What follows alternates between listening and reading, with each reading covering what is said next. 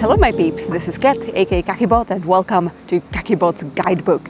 This is part 2 of our mini-series about the lesser visited areas of Japan, because we are here for a month, and apart from the usual haunts that we needed to revisit, we have also decided to visit a couple of places where we've never been, but we've kind of flirted with. And today we are in Gifu, which is this huge piece of mountainous land, a prefecture that's set just above or north from Nagoya. I'm a very visual thinker. And in this video, we're gonna explore Takayama, which is this little town that we're in right now, which you can see is just like super sort of historical, very dedicated to keeping itself looking beautiful and old-timey. Next up, we're gonna visit Shirakawago, which is one of those very photogenic vistas here in Japan. You've probably seen a picture of it in winter, but this is autumn, so we're gonna show you what it looks like at this time of year. And finally, we're gonna move down to aforementioned Nagoya, kind of a city that people tend to miss out on. So yeah, that is the plan for this video. I hope you're excited because so far this place is beautiful. Let's go.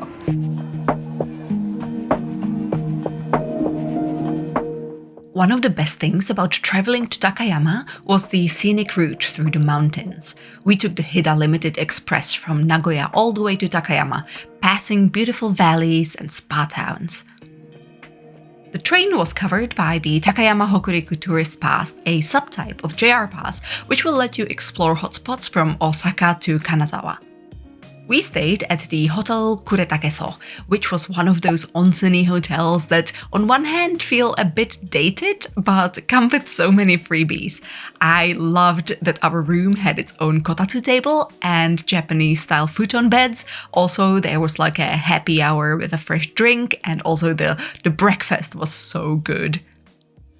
Our post-travel hunger had to be satisfied by 2 amazing okonomiyakis made by a little Japanese grandma, which is probably still my favorite foodie memory from Takayama.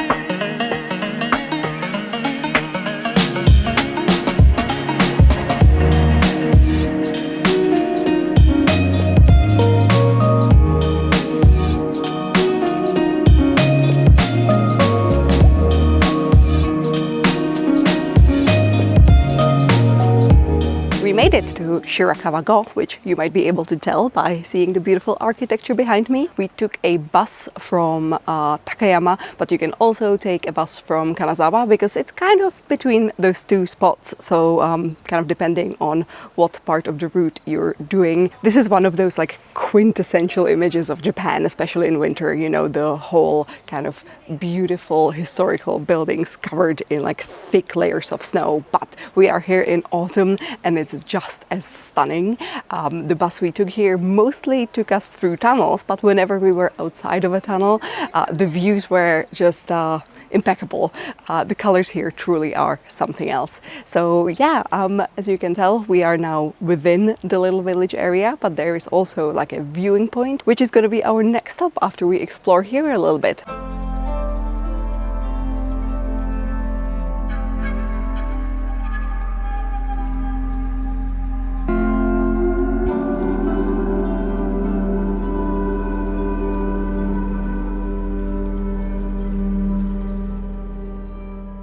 While you might know many areas in Japan to enjoy feeling like you've traveled back in time to an Edo or Showa city, Shirakawago is quite unique in its extremely well-preserved image of a more rustic-style area. The type of housing here, which is about 300 years old, is called Gassho-zukuri, and you will find over 100 of these houses still standing strong in this village. They are built with the heavy snowfall in mind, as their roofs can withstand literal tons of snow every winter. In February, these houses often accumulate up to 170 centimeters of snow.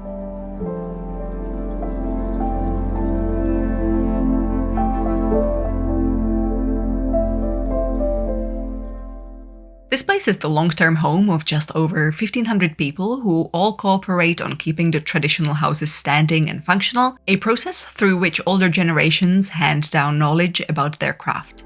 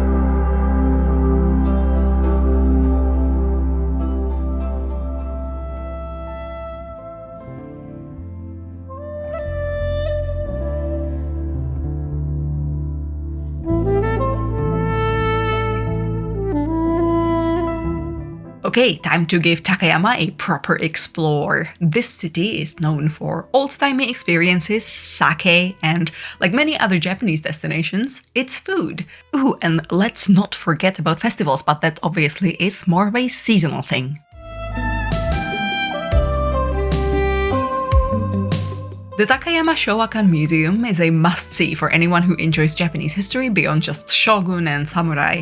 This is the place for anyone with a soft spot for retro toys, sweets, and just cool retro imagery in general.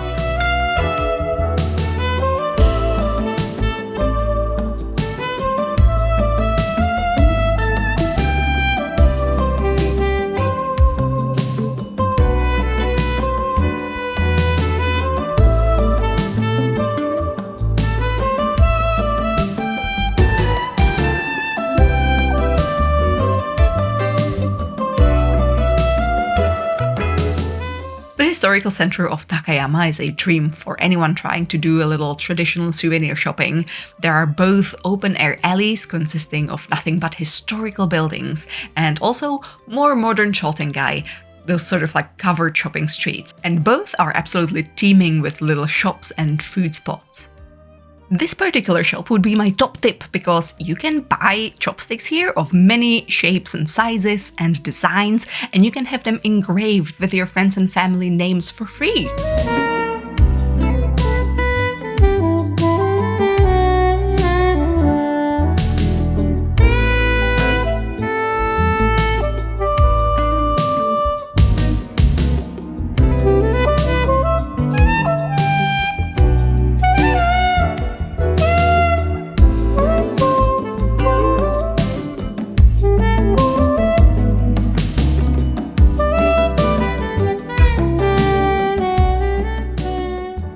Stranger parts of Takayama is the Takayama Teddy Bear Eco Village. It consists of a themed restaurant, a teddy shop, and also a little teddy bear museum, which is also very eco-themed, as the name already suggests.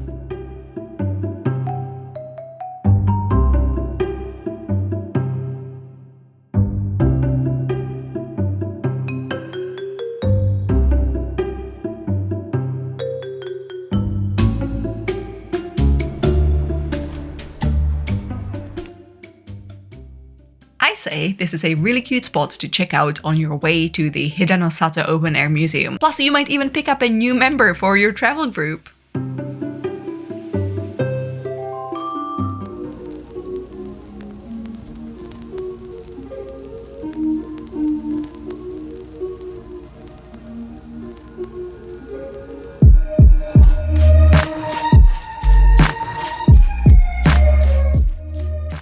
The open-air Museum is especially perfect for all of you who couldn't make it to Shirakawago, as here you might see great examples of the very same type of architecture. In this case, of course, it is no longer lived in, but it still offers great opportunity for photos and peaceful views.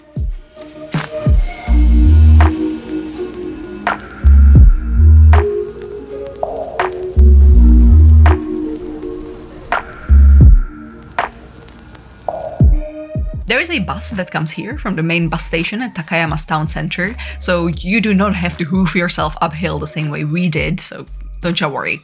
We did, however, take advantage of this connection on our way back to Takayama and enjoyed the city center clearing out and calming down for the off-peak hours and beautiful evening light. Heavy.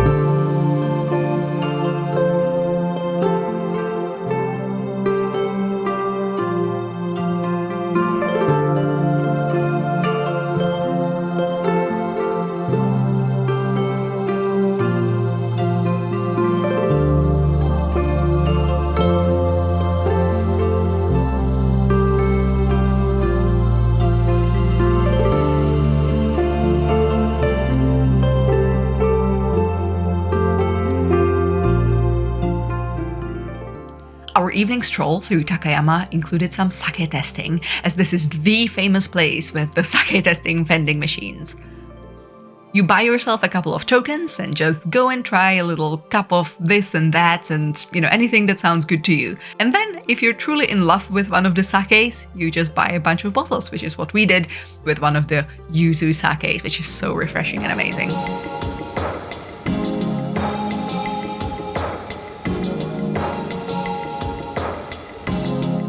And that is it for our absolutely lovely time in Takayama, because the city life is calling, and the city in question is Nagoya. Japan's fourth most populous city was a bit of a mystery to us, and we were excited to see what it was all about.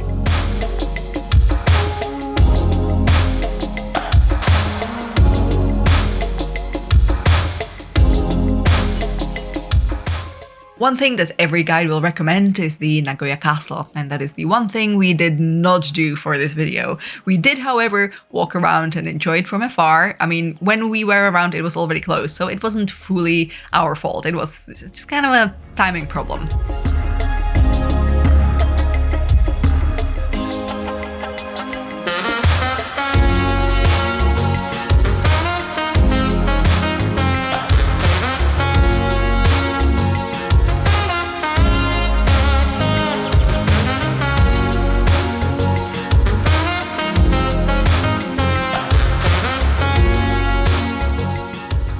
Nagoya is also somewhat famous for this photogenic bookshop. Although they technically forbid taking pictures on the stairwell, I guess I have now become one of those YouTuber menaces and will never be let into Japan ever again. What we were not willing to miss out on, though, were trains.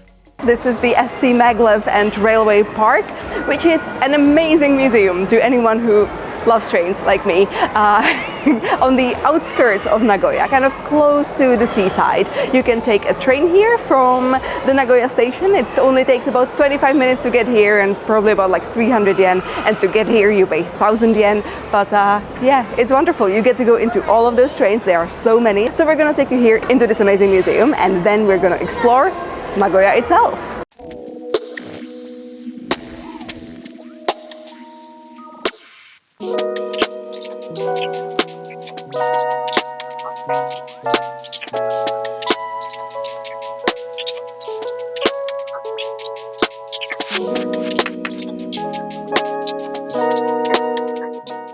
Even if you aren't into big trains, I believe everyone loves themselves a tiny train. And it, this museum has Japan's biggest model train diorama, where if you've done some Japan travel already, will be so much fun to watch and kind of decode. There are just so many little details you're gonna notice, including like the little human figures doing weird things.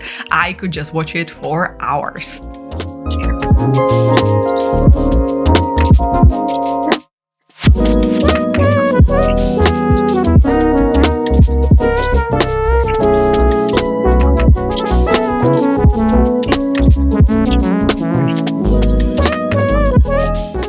If I were to be completely honest with you, I found the Nagoya Sky Promenade a bit terrifying.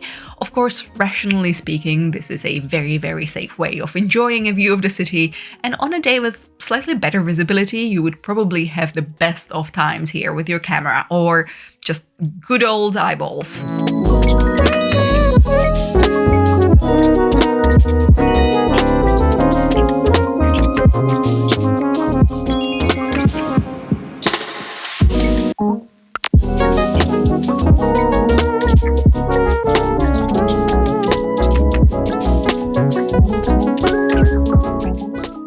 As we didn't manage to try Hida Wagyu beef over in Gifu, where it is originally from, we had to catch up here in Nagoya, because Simon especially is a big lover of Wagyu beef. Bakuro Ichidai Nagoya West is a fancy yakiniku restaurant where we got a whole selection of delectable meat cuts, plus also some veggies and tofu, because personally I need a bit of a palate cleanser between all the delightfully fatty beef. I really enjoy that we had all of this space for ourselves. It felt very intimate, very relaxing after a long day of enjoying trains.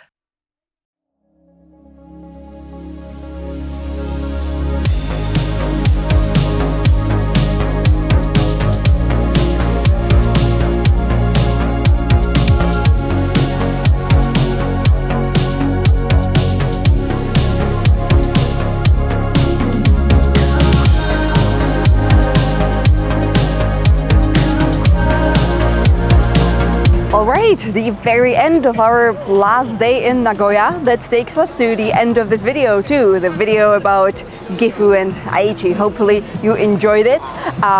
This last 2 days here in Nagoya have been interesting. First of all, it's been really hot and humid, which you can probably tell by the fact that you can likely see your own reflection in my glistening forehead. But also, this is a strange city, which this is like the first time ever in Japan that I had like this sense of being like a post-Soviet country, which, you know, as a Czechoslovakian, I can say that. But also Nagoya has these really modern, beautiful spaces. Like this is a really nice public space, this whole park kind of around the TV tower. I love it here. We came here on both nights of being in Nagoya. So yeah, I find this really fun. Okay, hopefully you've enjoyed this video. Maybe it has inspired you to come in one of these 3 places that we've taken you to.